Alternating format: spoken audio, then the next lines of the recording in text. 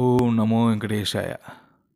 ఈరోజు మనం కలియుగ ప్రత్యక్ష దైవమైన వెంకటేశ్వర స్వామి వారి గురించి తెలుసుకుందాం. వెంకటేశ్వర స్వామి వారు దర్శించుకోవడం అనేది మన పూర్వజన్మ సుకృతంగా భావిస్తాం. తిరుమలకి వెళ్ళి వెంకటేశ్వర స్వామిని ఒకసారి దర్శించుకుంటే చాలు మన జన్మ ధన్యమవుతుందని కూడా చెప్పవచ్చును. వెంకటేశ్వర స్వామి మయంలో అంతా ఎంత అని కావు. కలియుగంలోనే ప్రత్యక్ష దైవంగా తను అవతరిస్తానని ఆనాడే చెప్పినాడు. భక్తుల రక్షణ కోసం, భక్తుల పాపాలను సంరక్షించడం కోసం వెంకటేశ్వర స్వామి భూమిపైకి వచ్చి భక్తుల పాపాలన్నిటిని కూడా తనే మోస్తూ, భక్తుల కష్టాలన్నిటిని కూడా తానే మోస్తూ కోరికలు తెచ్చే దేవుడిగా, ఆపద ముక్కుల వారిగా కూడా తిరుమలలో ఉన్నారు. తిరుమల క్షేత్రాన్ని ఒకసారి దర్శించుకుంటే చాలు మన జన్మ ధన్యమే కాకుండా ప్రతి ఒక్క భక్తుడు కూడా తన అనుకున్న కోరికలు నెరవేర్చడంలో కూడా వెంకటేశ్వర స్వామి వారి కృషి అనలేదని చెప్పవచ్చును. శ్రీ వెంకటేశ్వర స్వామి వారికి అనేక సేవలు జరుగుతాయి. ఉదయం జరిగే సుప్రభాత సేవ కాంచి సాయంత్రం జరిగే ఏకాంత సేవ వరకు స్వామివారు నిర్విఘ్నంగా కొన్ని వేల మంది భక్తులను ప్రతిరోజు దర్శనం చేసుకుంటుంటారు. తిరుమలకు వచ్చే ప్రతి ఒక్క భక్తులు కూడా స్వామివారిని దర్శించుకోవడం జరుగుతుంది. వచ్చిన ప్రతి ఒక్క భక్తుని కూడా స్వామివారి ఆశీస్సులు పొందేలాగా స్వామివారి అక్కడే ఉండి ప్రతి ఒక్క భక్తులను ఆశీర్వించడం జరుగుతుంది. వారి కోరికలు తీర్చడంలో కూడా వెంకటేశ్వర స్వామి వారు కృషి అనలేని చెప్పవచ్చును. వెంకటేశ్వర స్వామి వారి దయా దక్షిణాలు ఉంటే అన్నీ ఉన్నట్టే. వెంకటేశ్వర స్వామి ఆశీస్సుల వల్ల ప్రతి ఒక్క భక్తులు కూడా సుఖాలతో, సంతోషాలతో, ఆరోగ్యాలతో, అష్ట ఐశ్వర్యాలతో ఉన్నారని చెప్పవచ్చును. వెంకటేశ్వర స్వామి దయలేంది మనం ఏం చేయలేము. వెంకటేశ్వర స్వామి దయలేంది మనము నిమిత్త కార్యక్రమాలు కూడా చేయలేమని కూడా చెప్పవచ్చును. వెంకటేశ్వర స్వామి వారు దయ ఉంటే అన్నీ ఉన్నట్టే. వెంకటేశ్వర స్వామి వారి దయ లేకపోతే మనకి ఏమీ లేనట్టు కూడా చెప్పవచ్చును. వెంకటేశ్వర స్వామి వారు ఒకటే చెప్పారు, పరమ చండాలుడైన పరమ పండితుడైన తన దగ్గర ఒక్కటే అని చెప్పారు. బ్రహ్మ ఒక్కటే, పరబ్రహ్మ ఒక్కటే. పరమ చండాలుడైన పరమ పండితుడైన తన దగ్గరకు వస్తే తాను సమానంగా వాళ్ళిద్దరిని చూస్తా అని చెప్పారు. అంటే రాజైనా పేదైనా స్వామివారి దగ్గరికి వస్తే వాళ్ళిద్దరిని కూడా సమానంగా ఆశీస్సులు ఇవ్వడం జరుగుతుంది. అందుకని వెంకటేశ్వర స్వామి ఒక రకంగా చెప్పాలంటే పేదల దేవుడిగా కూడా కొలుస్తుంటారు. అతను ఎక్కువగా ఉండవాళ్ళ కంటే కూడా లేని వాళ్ళ పక్షాన ఉండి వారి కోరికలు తీస్తూ వారిని బుద్ధిలో తీసుకురావడంలో వెంకటేశ్వర స్వామి వారి కృషి అమోఘం, అద్భుతం చెప్పొచ్చును. వెంకటేశ్వర స్వామి వారు కొన్ని కష్టాలు పెడతారు, కొన్ని పరీక్షలు పెడతారు. ఆ పరీక్షలు అన్నిటినీ కూడా మనకు శిక్షణ కాదు, మనకి ఒక జ్ఞానాన్ని బోధించే విధంగా ఉంటాయి. వాటన్నిటిని కానీ మనము స్వామివారి ప్రశ్నలన్నింటినీ తట్టుకొని వస్తే మన సమాజంలో కానీ లేకపోతే ఎక్కడైనా కానీ ఏ రంగంలో కూడా మనం విజయంగా సాధించడానికి ఎంతగానో దోహదపడుతుంది చెప్పవచ్చును. వెంకటేశ్వర స్వామి వారి మహిమలు తెలియాలంటే, వెంకటేశ్వర స్వామి వారి ఆజ్ఞలు పొందాలంటే ఒక్కసారి తిరుమలకి వెళ్తే ఆ దివ్యక్షేత్రాన్ని, ఆ స్వామివారిని దర్శించుకుంటే చాలు మన జన్మధన్యమై చెప్పవచ్చును.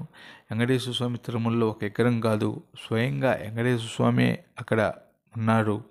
ప్రతిరోజు సుప్రభాతం కాంచి ఏకాంత సేవ జరిగే అనేక కళ్యాణోత్సవాలు కానీ, ఉంజల సేవ కానీ, త్రిపుర సేవ కానీ, తోమాల సేవ కానీ, అభిషేకం కార్యక్రమాలు కానీ, ఎన్నో కార్యక్రమాలు అన్నిటిని కూడా స్వామివారిని దర్శించుకుంటే చాలు మన జన్మ ధన్యమవుతుంది. రోజుకి 1,00,000 మంది పైగా భక్తులు స్వామివారిని దర్శించుకుంటున్నారంటే స్వామివారి నిజంగా కొనటం వల్ల జరుగుతుంది తప్ప మరొకటి కారణం కాదని కూడా చెప్పవచ్చును. ప్రపంచంలోనే ఏ దేవాలయంలోకి రాని భక్తులు ఒక వెంకటేశ్వర స్వామి వారికి వస్తున్నారంటే అది వెంకటేశ్వర స్వామి వారి మహిమలే తప్ప మరొకటి కాదని చెప్పడంలో ఎలాంటి అనుమానం లేదు. వెంకటేశ్వర స్వామి వారి ఆశీస్సులు ఉంటే చాలు మనకి అన్నీ ఉండటం కాకుండా మనకి దగ్గరకు అన్నీ వాటి అంత అవే వస్తావి. ఆ సమయానికి అన్నీ ఆ స్వామి సమకూరుస్తా అనేదానికి నిదర్శనం వెంకటేశ్వర స్వామి వారి మహిమలు తప్ప మరొకటి కాదని చెప్పొచ్చును. వెంకటేశ్వర స్వామి వారి అద్భుత ఆశీస్సులతో ప్రతి ఒక్కరిపై ఉండటమే కాకుండా వెంకటేశ్వర స్వామిని ఒక్కసారి తిరుపతి రాకపోయినా తిరుమలకు వచ్చి స్వామిని మొక్కోపోయినా చాలు ఇంట్లోనైనా ఉండి ఎక్కడైనా ఉండి స్వామివారిని మనసులో తరలించిన, మనసులో స్మరించిన, గోవింద అని తన అమృత వాక్కును వినిపించిన స్వామివారి వారికి ఉన్న కన్నా కష్టాలన్నింటినీ కూడా నెరవేర్చడంలో వీరి పాత్ర క్రియాశీలకమని చెప్పొచ్చును. వెంకటేశ్వర స్వామి వారి ఆశీస్సులతో పాటు ఒకలామాత ఆశీస్సులు కూడా శివారి భక్తులపై ఎల్లవెల్ల ఉంటున్నాయని చెప్పవచ్చును. వెంకటేశ్వర స్వామి వారు ప్రతిరోజు స్వామివారిని దర్శించుకొని వచ్చే భక్తులకు కూడా నిత్యాన్న పథకాన్ని కూడా ఎంతో విజయవంతంగా ఏర్పాటు చేయడం జరిగింది. వచ్చే వెంకటేశ్వర స్వామి వారి దర్శించుకున్న భక్తులు అందరూ కూడా ప్రతి ఒక్క భక్తులు ఖాళీ కడుపుతో వెళ్ళకూడని, ఆకలితో ఉండకూడని ఉద్దేశంతో 3 పూట్ల ఉదయం పూట అల్పాహారం, మధ్యాహ్నం సాయంత్రం 2 పూట్ల అన్నదాన ప్రసాదానికి శ్రీకారం చుట్టిన ఘనత మన వెంకటేశ్వర స్వామి వారికి దక్కిందని చెప్పవచ్చును. వెంకటేశ్వర స్వామి వారి అద్భుతమైన మహిమలు ప్రతి ఒక్కరిపైన ఉండాలని, వెంకటేశ్వర స్వామి ఆశీస్సులు ప్రతి ఒక్కరిపైన ఉండాలని కూడా మనం కోరుకుందాము. శ్రీవారికి వచ్చే భక్తులు అందరూ కూడా శ్రీవారిని దర్శించుకొని శ్రీవారి అన్నప్రసాదాలు స్వీకరించి శ్రీవారిని చుట్టూ ఉండే అనేక ప్రదేశాలను కూడా స్మరించి శ్రీవారిని మనసును తరించుకొని వాళ్ళ బాధలను అన్నిటిని కూడా తీర్చుకొని వాళ్ళ కోరికలు అన్నీ కూడా నెరవేరాలని కూడా వెంకటేశ్వర స్వామి ఎప్పుడు ముందుంటారని చెప్పవచ్చు. భక్తుల కోరికలు నెరవేర్చడంలోనూ వాళ్ళ ఆపదలు ఉన్నప్పుడు కానీ ఎప్పుడైనా సరే గోవింద అని అతన్ని స్మరించుకుంటే చాలు, అతన్ని కోరికలు నెరవేర్చడంలో వెంకటేశ్వర స్వామి కృషి అమోఘం అద్భుతమని చెప్పవచ్చును. అలాంటి మహిమగలైన వెంకటేశ్వర స్వామి వారిని స్మరించుకోవటం మనకి అమృతము అద్భుతమని కూడా చెప్పడంలో ఎలాంటి అనుమానం లేదు.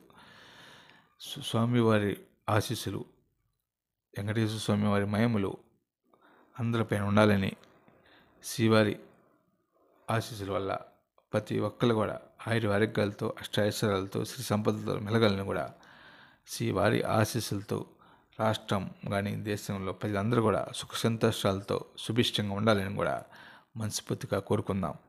ఓ నమో వెంకటేశాయ.